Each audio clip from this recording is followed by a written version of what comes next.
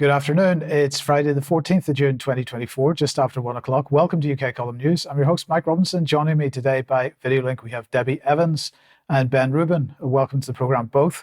We're going to get started today with the G7, which, of course, is kicked off in Italy. And here they all are for their family photograph. Actually, the final image that we show at the very end of the programme will have the same people on it, but we'll keep that for later. So, of course, this is the G7 group of nations. That's Canada, France, Germany, Italy, Japan, UK, United States, and the EU, of course, there as well. So what have they been talking about? Well, yesterday they had a session on Africa, climate change and development. And as you could see from that photograph, Africa well represented amongst the leaders there. But anyway, then they had a session on the Middle East. And finally, they had a session on Ukraine.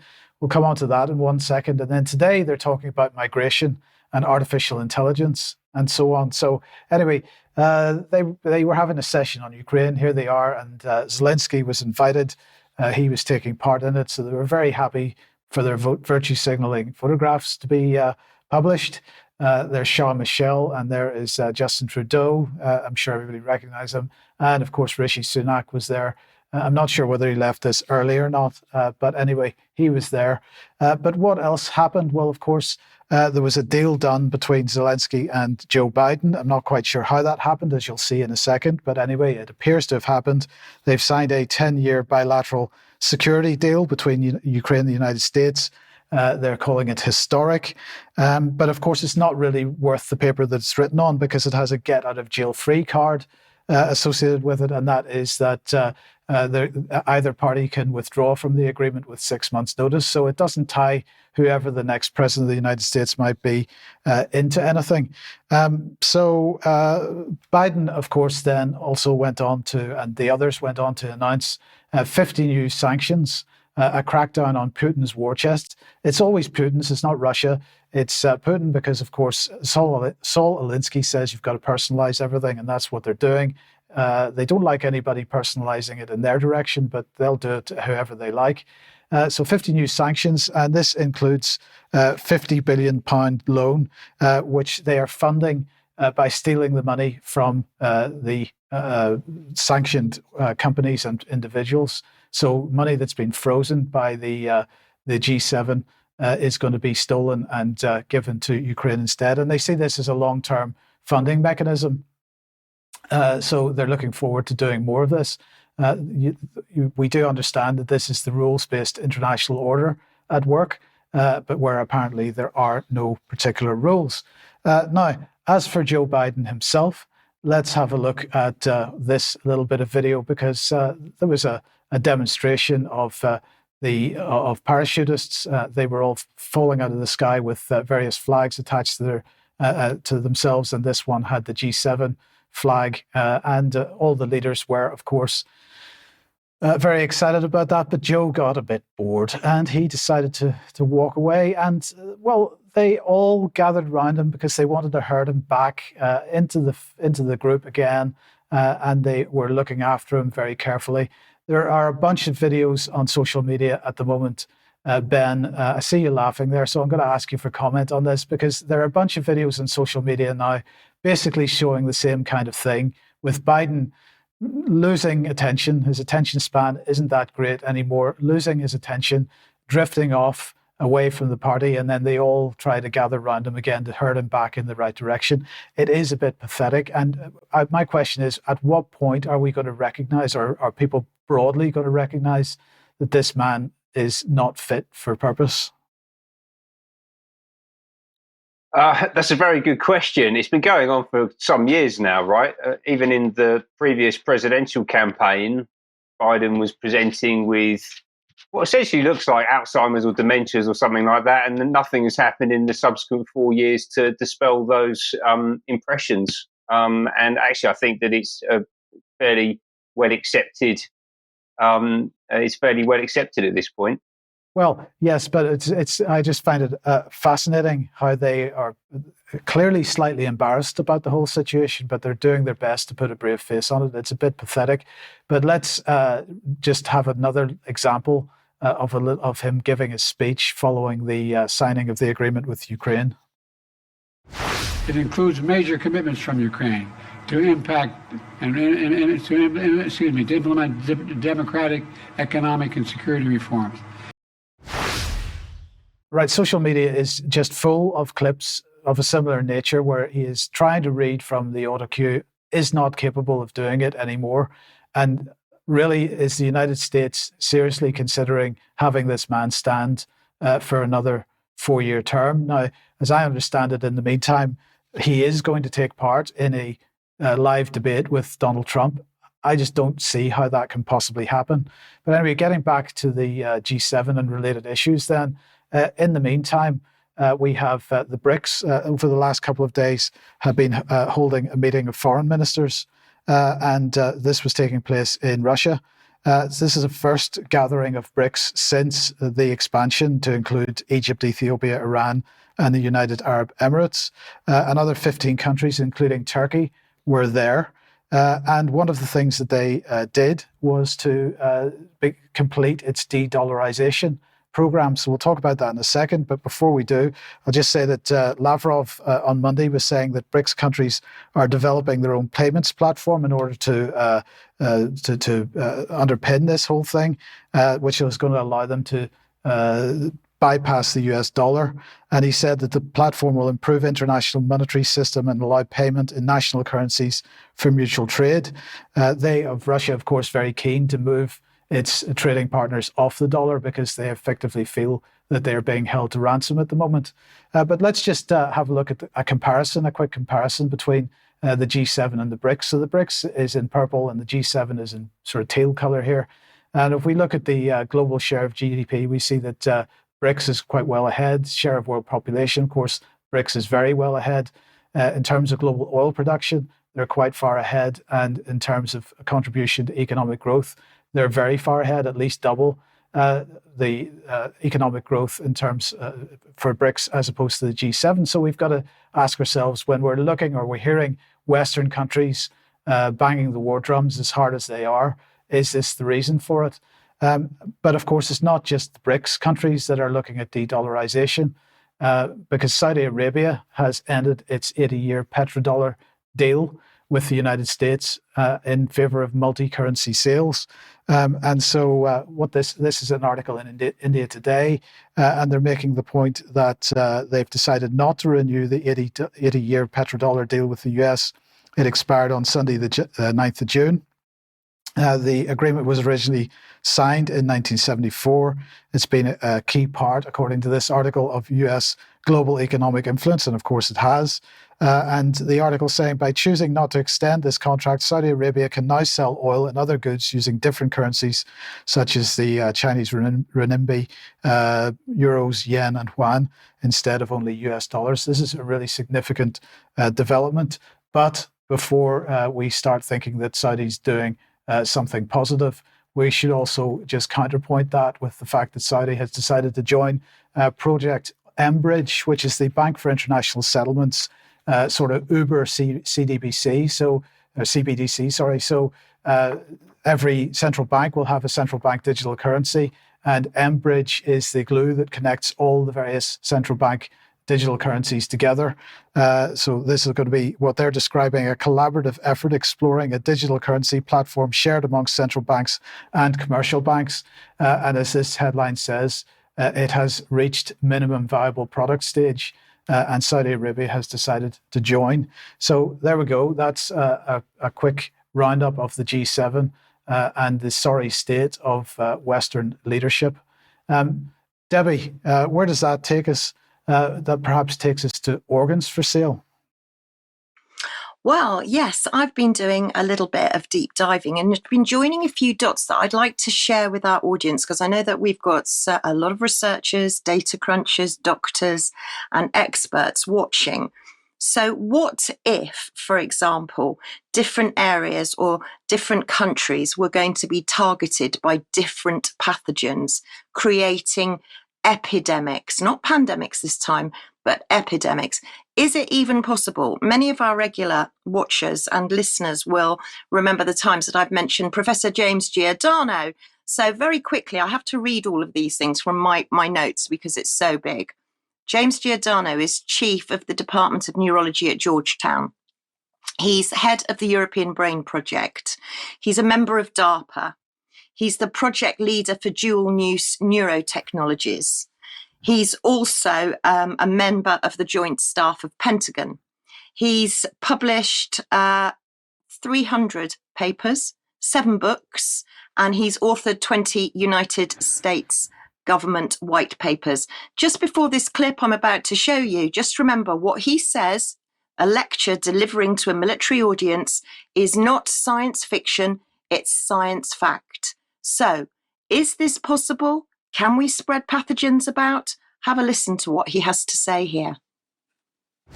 A technique that's become very well known, CRISPR-Cas9, that allows us to literally modify bugs in a variety of different ways. So I now may be able to take a relatively harmless microbiological agent, a bacterium or a virus, do some gene editing and make this thing far more morbidly viable, make it far more virulent, and in some cases even make it far more lethal. But I don't want lethality, at least not necessarily. What I want is high morbidity. I want people to complain. So what do? I go to Des Moines. Ladies and gentlemen and people on the screen, I have nothing against Des Moines. I lived there for 4 years. I go to Des Moines. I infect a couple of sentinel cases in Des Moines. I go to Seattle. I infect a couple of cases there. I go to North Carolina. I go to Wisconsin. What I'm doing is I'm using a dispersion methodology to be able to infect sentinel cases with a highly morbid condition. These individuals complain. Again, this is a central nervous system condition. So they're complaining of whatever the bug may do.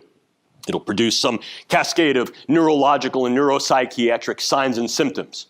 And then what I do, the real bug that I use is the internet. I take attribution for that. Yes, I'm a terrorist group.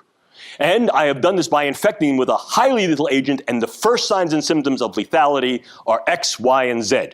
These people are really sick with this. But then I say, others who are also infected will show subdromal, predromal signs of lethality, and what that will be is anxiety, sleeplessness, agitation. What I've now done is I've got every individual who is diagnostically hypochondriacal, and I've got every individual who's the worried well flooding the public health system, banging on the door. The CDC comes back and says, nonsense, that's not real. I come back and say, that's fake news. And as a consequence of doing that, what I do is I create a schism between the polis and the public health system. I fracture the integrity of trust and reliance upon the population and its government. So, we know it's possible. Now, last week, you might remember I was talking about E. coli. So, can they make up an E. coli? Well, according to the Smithsonian, yes, now scientists can create E. coli with a completely different genome. So they could create it. So this is E. coli. And remember, we were talking about antimicrobial resistance last week. And I don't suppose many of you have heard of a pandemic exercise, a little known pandemic antimicrobial resistance exercise by the UK government. So this took place in 2018 in Argentina by our very own Dame Sally Davis. And they were using E. coli to see what happens to livestock, what happens when you travel, does it cross borders? Now, as you know, E. coli has been quite interesting to me. And back in my blog, actually, which I'll come onto in a minute, but back in 2022, the WHO prepared a paper, and it was called Strengthening the Global Architecture for Health Emergency Preparedness and Response, called HEPRA. Now, in this document, there was a map, and the map is very significant. And I'm going to show you this map now. Now, you might have to go to the document, which is in my blog, which is on the front page of the UK column on Editor's Choice. Now, notice the title of the document, Increasing Number and Scale of Health Emergencies from All Hazards. And the headings at the top are newly emerging, re-emerging, resurging, deliberately emerging. So this map would appear to forecast targeted epidemics in different countries. So not looking at a pandemic, but looking at epidemics. And you'll notice there that if you do zoom in, you'll see anthrax bioterrorism is deliberately targeted. Now, this slide here is zoomed in on the UK and Western Europe. And you can see that we're looking at Cryptosporidium, which is drinking water, and E. coli, which is wastewater. And these are highlighted as newly emerging. This document was published in 2022. Because of this map, which I think is significant, thanks to Cheryl Granger very much for bringing my attention to a video that Dr. David Martin has recently put out. He was being interviewed. He was being interviewed about newly emerging pathogens. Let's listen to what Dr. David Martin says. Yeah, well, that's a great question. And Emerald, too few people are asking that question. And unfortunately, the House Select Committee that's looking into the COVID origins is actually missing the point, because, and I want to come back to this. Well, a lot of people think this is a COVID story or a SARS spike protein kind of approach. The problem is there are 68 scheduled pathogens that are currently developed and ready for various stages of release on the population. And that schedule of toxins is something that NIH and NIAID have funded both in the gain of function research side, as well as distributed through a little-known company, BEI Resources, which was started by the Rockefeller Foundation at the early part of the last century. And that particular platform of essentially a library of the most hideous forms of chimeras known to humanity include, are you ready for this, the H5N2 that, according to the World Health Organization, had never been seen before. Well, it turns out you can buy it from the BEI Resources. Buying it from BEI Resources. So I went to BEI Resources and found out that BEI Resources are actually under contract for 7 years to American Type Culture Collection, otherwise known as ATCC. So just remember that, ATCC. So what do BEI do and what do they sell? So if you just pop to the next slide, you'll see that they were established by the National Institute of Allergy and Infectious Diseases, NIAID. You might think of Fauci when you think of that organization. So basically, this is a bank of toxins and body parts. Some can be made to order. You can deposit into it as well. And they have a catalogue. So let's look and see what's in their catalogue. And there's a whole heap of stuff. You can find pretty much anything you want. And I'm just going to highlight a few of the things that they've got in their catalogue, because according to this company, if you're registered and approved, and I'm not sure how you get registered or approved, you can pretty much order anything you want, including SARS-CoV-2. So if we go into their catalogue, there you'll see SARS-CoV-2. This one was particularly isolated in England in 2020 from a sick patient. And this is just one of the things we can buy and put in our cart and have delivered in 3 days. I'm not quite sure how or what vans are passing us in the street with all of these substances on board. But let's look at ATCC next, because ATCC are a global biological resource centre. So basically, life sciences, and that's a catalogue of everything that they do. If we have a look at ATCC collection holdings, we can see that they're into everything. They actually specialise in donor diversity, ethnic gender diversity. They have tumour cells for sale, 18,000 bacterial lines, 7,600 species of fungus and yeast. They've got tissues, they've got body parts, they've got pretty much everything. They even store cancer. And they have a big page just on cancer where they talk about organoids. And at the next slide, you'll see right at the bottom, they talk about organoids, which is very important when we think about genomic medicine. But perhaps we can talk about that a little bit in extra. So what kind of stuff can you buy then from ATCC? Well, you can buy a frozen uterus if you want one, and it'll cost you $3,779. Or you can have some cancer, metastatic cancer from the large intestine of the colon, and again, that costs $3,779. Let's see what else we can buy. Let's see what's else on the menu. Oh, E. coli. So you can have, there are heaps of E. colis that you can buy. I've just highlighted a couple. You've got E. coli for $460, and then you've got the genomic DNA for $388. And one more, let's go for one more, because I think we'll probably be able to find cryptosporidium. And oh yes, there's cryptosporidium at a cool $574. So when I went to look at who ATCC supply, especially in the UK, one of the people that they supply is LGC. And you'll see that on the heading there. I've just marked ATCC and LGC. Now, LGC was formerly the laboratory of the government chemist. They are now a private chemist. So you've got a private company literally running the government chemist. And this government chemist is called Sir Julian Braybrook, I believe. And this is all financed by venture capitalists. But what's even more interesting is LGC, who can buy all of these toxins and body parts and pretty much everything else, they are directly linked into our very good friend, the MHRA. So LGC supply the MHRA, who actually test all of the medicines before the MHRA give approval. So a little bit more about the MHRA, LGC Alliance, and there you can see 40 scientists.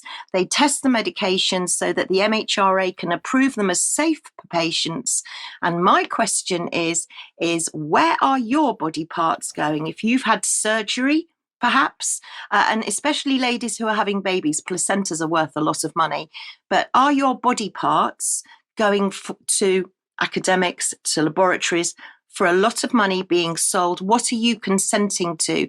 And also there is that question too of what's happening to organs that are removed during post-mortem. So more to come on this in the very near future.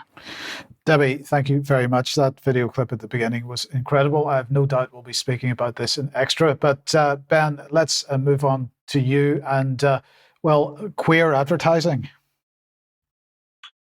Absolutely, yes. It's June, so that means it's Pride Month. So the already ubiquitous LGBTQ propaganda has reached an even more fevered pitch. The question is this messaging appropriate for public consumption? Does it break advertising standards? And are some of these messages being deliberately targeted towards children? And going against the wishes of their parents. Now, I'm going to draw your attention to these billboards. I took this video last week, Wednesday, the 5th of June, around 3:30 in the afternoon. And you can see that they are flashing up some rather striking messages. Now, every sort of 15 to 20 seconds, right? So this is high repetition communication across these digital billboards. They were flashing up words like pansexual, which the Cambridge Dictionary defines as sexually or romantically attracted to people of any gender. I suppose this is the upgrade of bisexual, given that we now have an infinite number of genders. Also, this was on the screen. Cisgender, a relatively new term. If you're not familiar with it, it's used to describe a person whose sense of personal identity and gender corresponds to his or her sex at birth. And then this classic, just gay. It means homosexual, and this was going on a constant basis. Like there was a constant stream of these messages popping up. I was really quite taken aback by it, to be honest with you, because this is hypersexualized. It's in your face. There's no nuance whatsoever, and I don't feel like it's appropriate or necessary for these things to be being pushed out like this in public. Which is bad enough. But then, about 3 hours later, I was walking back past the same billboards, and we should be able to see this video playing. And what it's going to show you, I won't play the whole thing, is what it will show you is that those ads, the ads saying gay, pansexual, cisgender, they aren't on the screens 3 hours later. And it struck me that what could be happening here is that someone has decided to deliberately target children or young people on the way home from school. If you think about who's on the road at 3:30 in the afternoon, 4 o'clock in the afternoon, it's kids, right? Whereas at 6:30 rush hour, that's when the parents are going home from work generally, right? So that seemed to me that was a deliberate attempt to target those hypersexualized messages at children, potentially young children, right? Because we don't know who's going to be looking at this stuff. Really, really important. So I wanted to understand who's the organization behind this, what exactly is going on here. And I came across this website. So the organization is called socialart.work, and their URL, their web address, is very prominently placed on those adverts. You probably couldn't see it that well because they were. I was a bit back from the ad, but it was very clear who it was coming from. It was this organisation, socialart.work. You can see another example of the campaign on their screen. It's run by this fella. A lovely bit of one eye shenanigans going on there. His name is Martin Firrell, and he's a British public artist long associated with the international out-of-home industry. So that's the billboard industry, right? And these organizations that run the billboards are huge international companies. He does a lot of work with them, apparently. And he says that his works challenge unjust power systems of all kinds, including patriarchal power, the oppression of women and non-heterosexuals, and the heteronormative status quo. Okay, so you get a sense of what Mr. Ferrell's about. And this campaign was called All Varieties. It's a nationwide public artwork celebrating the labels that help people express their individuality and define their place in the world. He's got a quote from Stephen Fry. All varieties is a wonderful thing when the tide of justice around the world is moving out, leaving our beach of fellowship, love, and solidarity all the more bare. Typical Stephen Fry quote. Sounds like they're recruiting, actually, when I read that. Really quite odd, actually, when you dig into what's going on here. So a bit more about Mr. Farrell's ideological background. So he's a big socialist, apparently. Socialism is a moral idea. This is another campaign he's done. Also this one, which I came across in Hackney in 2018, 2019. I remember seeing All Men Are Dangerous. And I remember saying to my friend, why is someone telling me and everyone else that all men are dangerous? It feels like, well, first of all, it's not true. But then also, is this a deliberate attempt to divide us up? Could be. Yeah. So that was first put out in 2006, but it's certainly been run recently. As I said, I mentioned seeing it myself back in around 2019. It was certainly pre-pandemic. So highly politicized, highly sexualized. Who's behind it? Well, let's have a little look at the funders and the backers. So there's an organization called Northern. Can't find anything out about Northern. I don't know who they are, but they're very prominently placed there in the top left-hand corner. Also, Berry Brothers and Rudd, who, if you're not familiar with, they are a very, very posh and expensive wine shop in Mayfair, right? So they're in the mix here, as well as basically the entire out-of-home media industry. So this is remarkable. You've got JC Decau, you've got Clear Channel, you've got a Light Media. You know, this is basically all of outdoor advertising across the whole of the UK. All of the billboards, all of the bus stop ads, absolutely everything are aligned behind this campaign. And the organisation that operated the billboards that I saw was this one, a Light Media. They describe themselves as positively different out of home, inclusive out of home, built on positive connections. Quite sure what that means, but anyway, they run ads, and I got in touch with them and I downloaded some of their information, and it turns out that it is actually possible through their digital planning platform to what they call offer optimized campaigns based on multiple goal types, including day parts. So you can actually select in their system specific time slots based on who you want your messages to be seen by. So actually my assumption or my interpretation of what I saw, I think is borne out by the facts. The capability certainly exists to target younger people and to keep messaging away from their parents who are going to be traveling through the same area at a different time. Next organization was this one, who I think is an interesting one to look at, Queer Britain.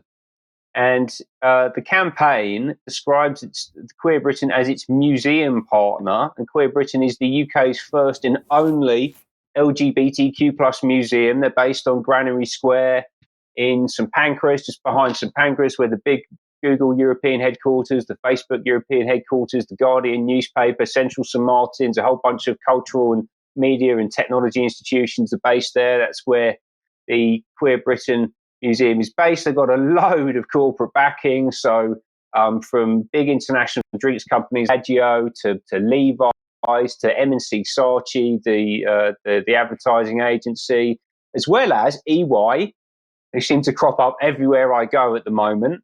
Universal Music Group, Sony Music Group, Fitch Group, who do ratings for the financial markets, They've got a huge network of patrons and partners, including Elizabeth Bingham, OBE, who's a top EY partner, Dr. Anne Lim, CBE, who was the former chair of the Scouts.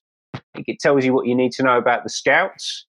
Plus links with, a whole range of other big cultural institutions, from the Tate to the V&A and a whole bunch of other people, right? So we've got, as I said at the start, hypersexualized messaging apparently being targeted towards young people and children, coming from an organization that is backed to the hilt by cultural stars like Stephen Fry, the British establishment, big international corporations.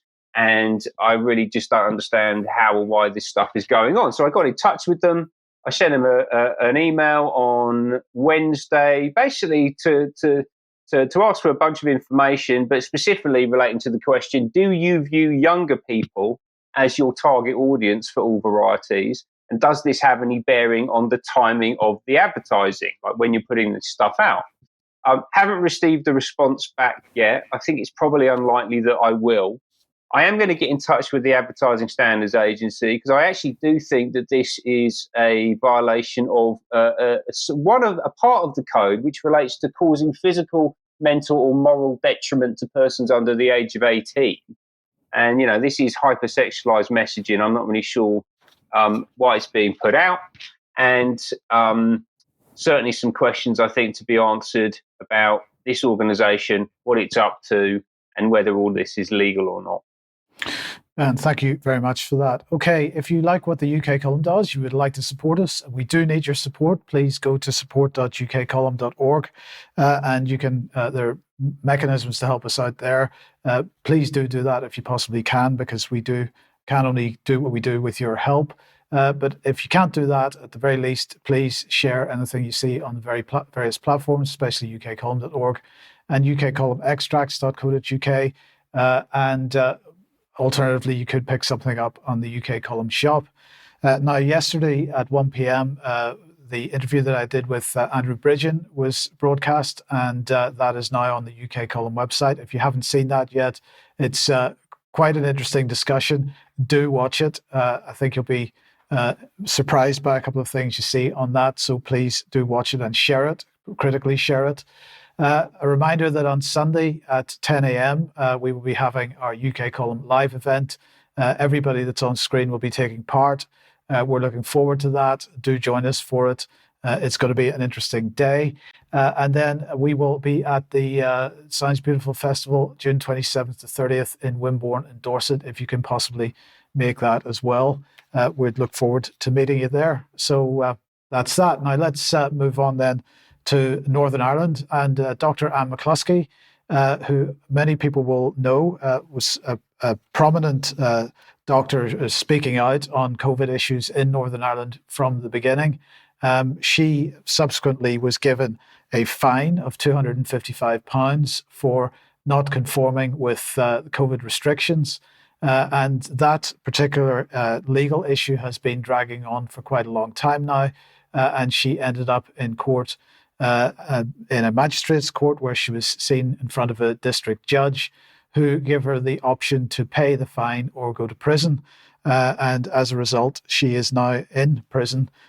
She is in prison in Hydebank Wood Prison, which is a women's prison, which is adjoined to a young offenders prison in southeast Belfast, or just to the southeast of Belfast, rather. So she's there for 14 days for not paying this fine. Now, the documentation I saw on this used the term in lieu of paying the fine, so I'm not clear at this point, and if anybody can help me, please let me know. I'm not clear whether the time in prison will remove the obligation to pay the fine, or whether she will still be required to pay it or not. But the interesting thing about this is that she was standing in the general election as an independent candidate in Derry. And so, of course, if she's in prison for the next 2 weeks, she can't do any campaigning. Her name will be on the ballot, but she doesn't get the opportunity to do any campaigning. I just find that incredible timing. Now, we should make the point that many, many people are still refusing or have not paid their COVID fines. They're fines for breaking COVID restrictions. And this article from ITVX was from December because lawyers were calling at that time to give an amnesty because thousands of these fines remain unpaid and the courts aren't capable of actually dealing with them because the courts are under so much pressure that they can't get them through the lists. And so, again, I'm just going to ask, why was Anne McCluskey brought to court at this time for this issue when she made it absolutely clear that she had no intention of paying the fine? I think there's a political motivation to this. But anyway, we can discuss that more in extra as well. Let's move on then. And Debi, the NHS and people being treated in cupboards. Oh, my goodness. Look, they want us all out of hospital. It's as simple as that. They want to frighten you so badly that you're never going to want to go to hospital. And I'm sure many people watching won't want to go to hospital. But what happens if you do go to A&E? So Sky brought out this story about nurses have declared a national emergency as NHS patients are treated in cupboards and car parks, as well as corridors, I might have to say. The story went on to say that all of this information was taken from the Royal College of Nurses survey.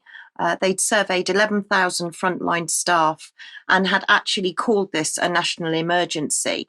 Now, in the Nursing Times, nurses are warning of hospitals that are crumbling, literally falling down around their ears. And they're saying that the ceilings are falling down. They talked about it at the Royal College of Nursing Congress, which was held. And actually, I'll talk more about that in a minute. But thank you so much to Paul, one of our regular viewers and subscribers, who gives us actually full-on reports on the RCN. But they've been saying that basically the nurses are too busy watching the ceilings to see if they're moving in order to treat patients. So, as I say, the RCN Congress was held last week in South Wales, and they were discussing this a lot. And they'd also brought out a report, the RCN, and it's called Corridor Care, Unsafe, Undignified, and Unacceptable. The report goes on to say that this is affecting patients' privacy, dignity, and worryingly, more than half of the respondents said that patients had no access to life-saving equipment and they were running out of oxygen.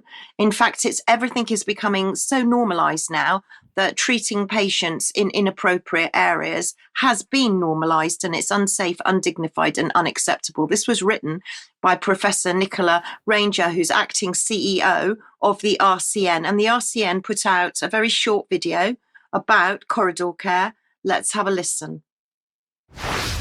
There were patients who'd been in the department over 30 hours waiting for beds.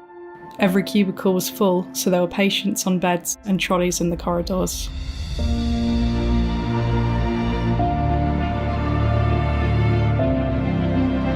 It is very, very difficult to provide safe, outstanding care when you haven't got the equipment, when you know patients are not having the privacy and dignity that they require. And that takes a real toll on our members. I felt inhumane and felt my PIN as a registered nurse is compromised. It's a silent safety scandal. The reason why it particularly affects nursing staff is they are the constant 24/7 presence, and they've had the stress of some people being asked to be examined in A&E departments in the toilet.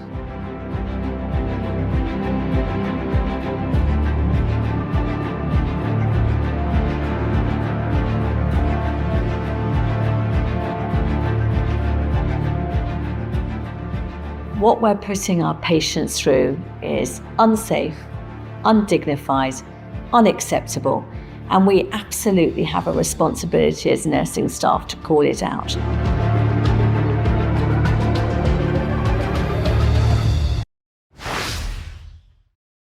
And infection control. Let's not forget that. These are never events. They would never have taken place on my watch.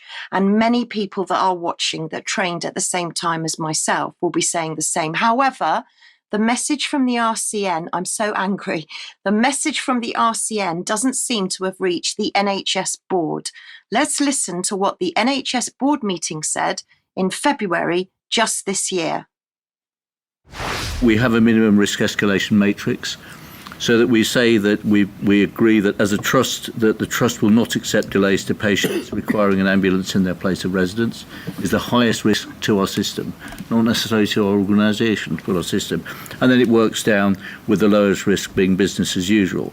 So we go from risk of being the highest is that people in their own homes, the next is people in an ambulance, the next is people in ED, and then finally when we get into the real detail around the kind of escalation plan that we have within the hospital, we're very clear about, for example, how many additional patients on a ward, and then working through the lowest risk is probably corridor care in ED, which is not great and nobody wants that, right through to caring for additional patients in areas on the wards that are not designed for those patients. So we've got a very clear risk matrix and we have various escalation triggers.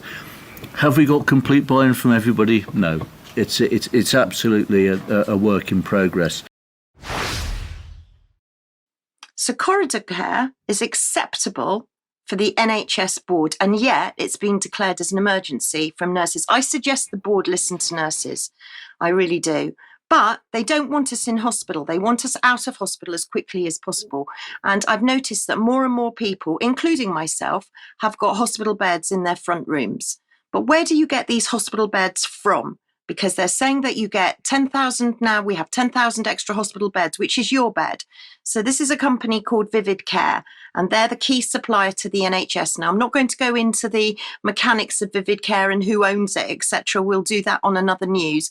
But very quickly, how do you get a free hospital bed?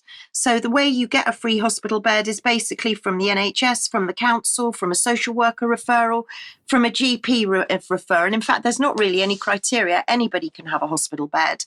So what do you need to have? What kind of disease or illness do you need to have? Well, that again, it spans catheter care, wound care, chronic disease management, bandaging, pressure area care, bowel care, and end-of-life care. So if you fit any of those brackets and more, that's another way to keep you out of hospital, to give you a hospital in your front room. And let's not forget, the other way to keep you out of hospital is to send you to our very good friend, or old friend now, the community diagnostic centres, of which you're going to see springing up on your high street very soon. So corridor care and cupboard care, completely unacceptable. But where are your relatives going should they have to need to visit A&E? Thank you, Debbie, for that. Now, speaking of old friends, let's bring Mariana Spring on screen, because she has published a new article on the BBC yesterday. Bot or not, are fake accounts swaying voters towards Reform UK?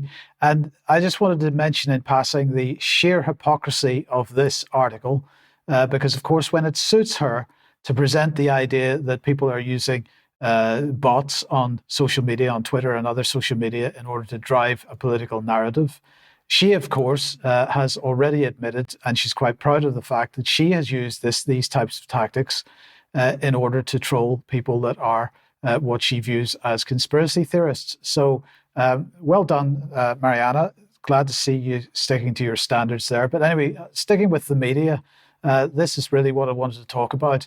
This is a report entitled "Preventing Torrents of Hate or Stifling Free Expression Online." And this is from the Future of Free Speech, which is a sort of pressure group think tank thing.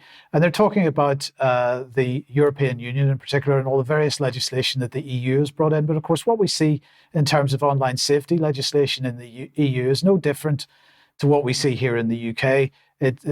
We have the same types of strategies being employed in every G7 nation. So if we put that back on screen, let's just have a look and see what they're saying in this.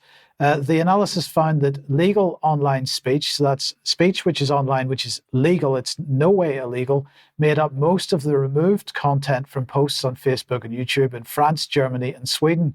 Of the deleted comments examined across platforms and countries, between 87.5% and 99.7%, depending on the sample, were legally permissible. Now, of course, this harks back to the days of the Online Safety Bill as it was before it became an act, and the issue of legal but harmful content. And although that was dropped in the UK, it was only dropped sort of overtly. Covertly, it's still a thing. So let's go on with this. The highest possible proportion of permissible deleted comments was observed in Germany, where 99.7% and 98.9% of deleted comments were found to be legal on Facebook and YouTube, respectively. This could reflect the impact of the German Network Enforcement Act on the removal practices of social media platforms, which may over-remove content with the objective of avoiding the legislation's hefty fine. In comparison, the corresponding figures for Sweden are 94.6% for both Facebook and YouTube. France has the lowest percentage of legally permissible deleted comments, with 92.1% of the deleted comments in the French Facebook sample and 87.5% of the deleted comments in the French YouTube sample. Among the deleted comments, the majority were classified as general expressions of opinion. In other words, these were statements that did not contain linguistic attacks, hate speech, or illegal content, such as expressing the support for a controversial candidate in the abstract. On average, more than 56% of the removed comments fall into this category. Moderation of social media is understood by several countries as a delicate balance between freedom of expression, security and protection of minorities. However, recent events and geopolitical developments could disrupt this perceived balance. National security concerns have caused governments to try to counter misinformation and interference from hostile nations with blunt tools. We can have a whole discussion about whether what's being presented is misinformation or whether it's even being inspired by so-called governments from outside, but hostile nations. But anyway, it finally goes on to say, additionally, without making any definitive conclusions, there's some indication that legislation such as NetzDG, which is the German legislation, aimed at strengthening citizens and granting them certain rights, has the unintended effect of encouraging social media platforms to delete a larger fraction of legal comments. This is a preview into the potential impact of the EU's DSA, now in force, on freedom of expression. And I'm going to say very clearly, we said this for years. This was going to be the outcome of this legislation right across the Western world, in the UK, in the EU, and in the United States. There's nothing about the intention was not, sorry, there was no unintended effect here. The effect was absolutely intended. This is about countering any narrative which goes against the official approved narrative, and it's extremely dangerous. And just to finish this segment off, I just want to remind everybody of the Cairncross review. And I'm sorry to bring Matt Hancock back on screen here. This is from 2018 when he was Secretary of State for Digital Culture, Media and Sport. And he was talking about the Cairncross Review, exploring whether intervention may be required to safeguard the future of our free and independent press. And he's talking about the mainstream press, of course. Now, that was pre-COVID, and then the mainstream press, which was absolutely suffering with dodgy business plans and so on, business models rather, was supported throughout COVID with the vast advertising budget that the government presented. But let's move over to Canada, because they have, through their latest online safety legislation, have decided that they are going to impose a 3% tax on streaming platforms like Netflix and Amazon Prime and so on, in order to fund mainstream media in Canada. This is local media in Canada, but they're basically taking money from the streaming companies via the online safety legislation and using that to fund mainstream media in Canada. This is very, very dangerous, but we can talk about more. We'll talk about more about that on Extra.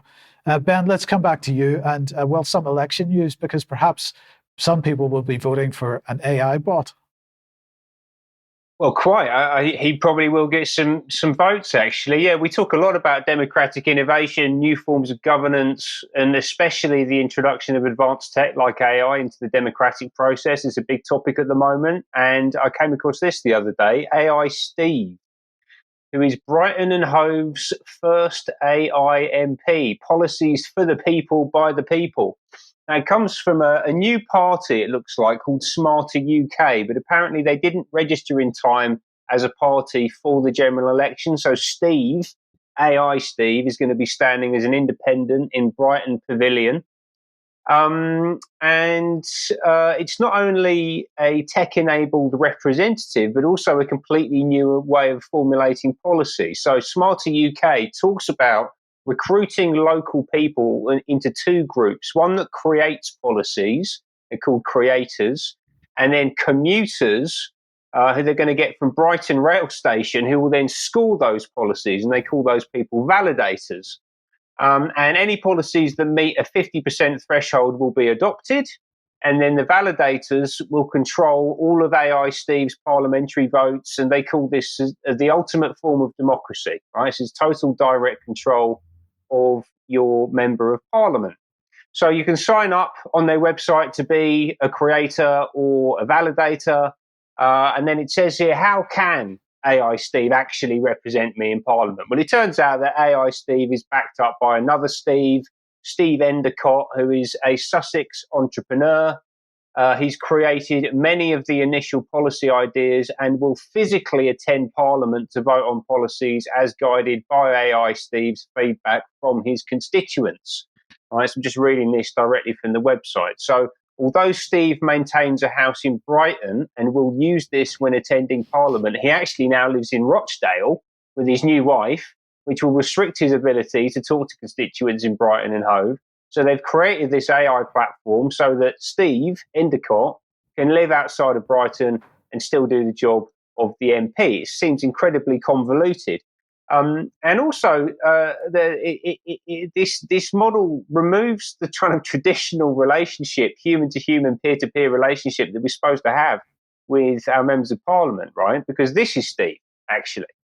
You know, it's not that little avatar that we've been looking at. It's this guy, and they actually look different, and they are different ultimately because Steve Endicott is a real person. He's not an AI bot, right? And he's got a background, so he's an entrepreneur.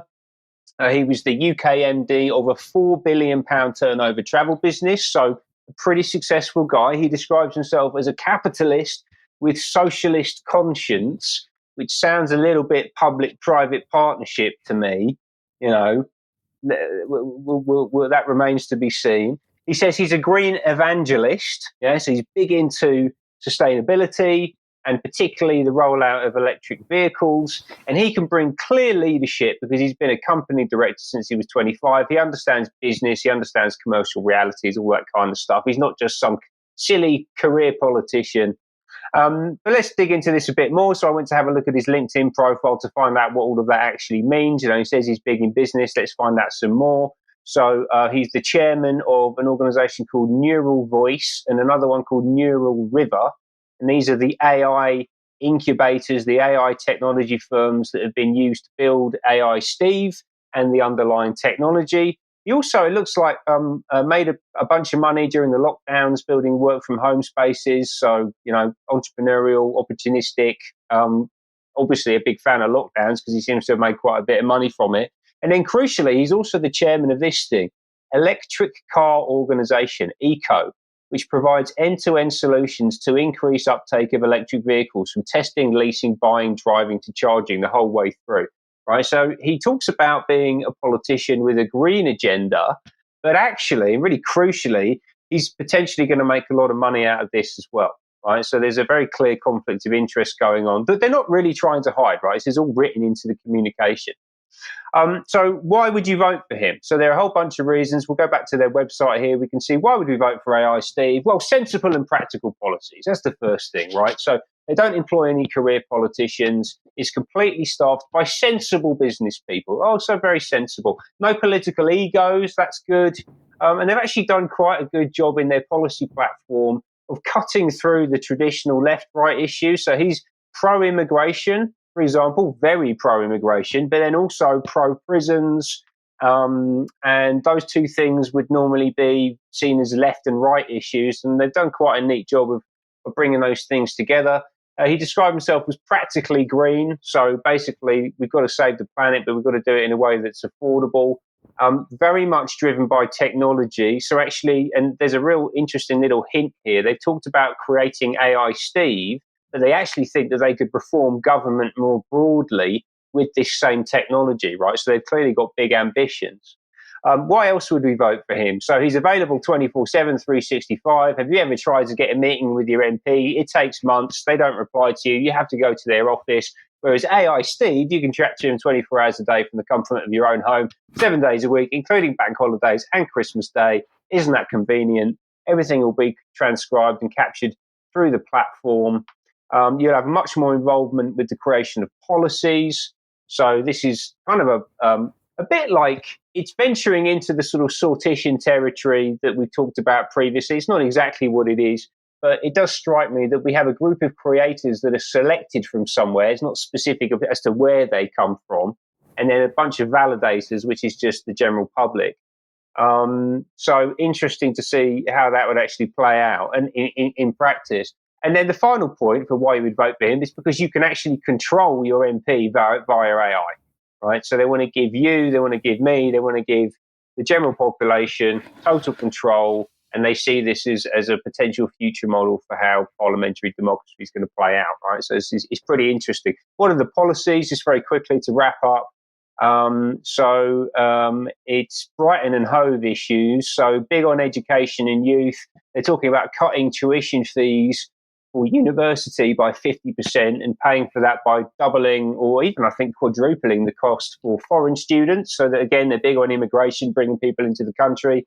Really big on affordable housing, net zero homes. And they're talking about automatically granting planning permission for applications on brownfield sites, right? So they're going to potentially completely remodel and transform the centre of Brighton based on these policies. Good policy, scrap ULEZ, great, but also on the flip side of it, talking about making huge investments into electrification and green infrastructure, which Steve will make a lot of money from, importantly, Brighton voters, bear that in mind.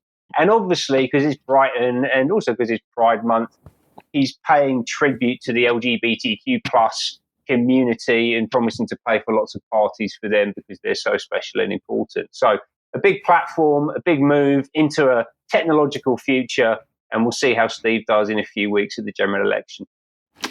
Thank you, Ben. And Debbie, let's come back to you then, and more on the NHS, and we're beginning with blood.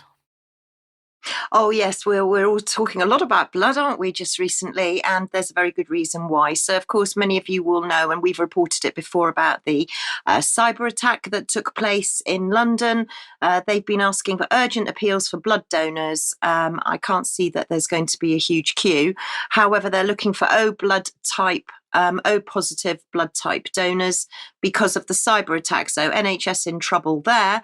NHS also been trying to reclaim a lot of money back from a company who were making faulty PCR tests. This is Novaseat. They've agreed to pay the government £5 million to settle the claims that they supplied the NHS with faulty tests. I don't suppose they'll be telling any of the people that had used the faulty tests about this. The claim was originally much, much bigger. It was for 145 million. The article does go on to say about these failed tests and that the government had basically been sold a load of tests that never worked. But did you take one? The Independent are talking about thousands of blood samples set to be destroyed after that very same cyber attack. It seems to have rippling consequences. So all of these blood tests now have got to be destroyed, and most of the GP surgeries where they were obtained are in the same area as the area that was cyber attacked. So that's South London, Bromley, Southwark, Lambeth, Bexley, Greenwich and Lewisham. So if you had your blood taken and you haven't got a result, that's probably why. And digitisation, isn't it fantastic? Because even down here in Cornwall, we had a complete outage and procedures were cancelled, outpatients appointments were cancelled because of significant IT issues. So not all in the park is rosy for the NHS, far from it. Okay. What about greenhouse gas emissions? Well, yes, this was just a little finally, because I happened to see a story in the Daily Mail, I think it was this week, saying that we're not going to be able to breathe because we're breathing out too much methane, carbon. You know, it basically breathing's not good for you. So I went back to this article in The Conversation. We calculated the UK's greenhouse gas emissions from people breathing out. Here's what we found. And they're finding out that actually we should all be holding our breath But of course, we can't hold our breath, can we? But that's obviously what they've got in line for us. Fits in quite nicely with Agenda 2030, doesn't it? And for anybody that wants to see the academic paper, here's a slide of the academic paper that you can go and have a look at. Yes, and just to end, we began with the G7. We'll just end with the G7. And I just wanted to highlight this tweet from somebody taking that family photograph that we showed at the very beginning. And you can see they've all been labelled as unelected Eurocrats, too senile to stand trial. We know who that is. 26% approval rating, about to lose election, just lost election, 50-year low poll numbers. We get the idea. And I mean, obviously, everybody in the West totally viewing appropriately the standard of leadership that we have. We should leave that there, I think, and we'll talk a little bit more about that in extra. So thank you very much, Debbie and Ben, today. Thanks for everybody that watched. We will be back in a couple of minutes if you're UK Column member for some extra, and we will see you there. Otherwise, we'll see you at 10 a.m. on Sunday, hopefully, for UK Column Live. See you then. Bye-bye.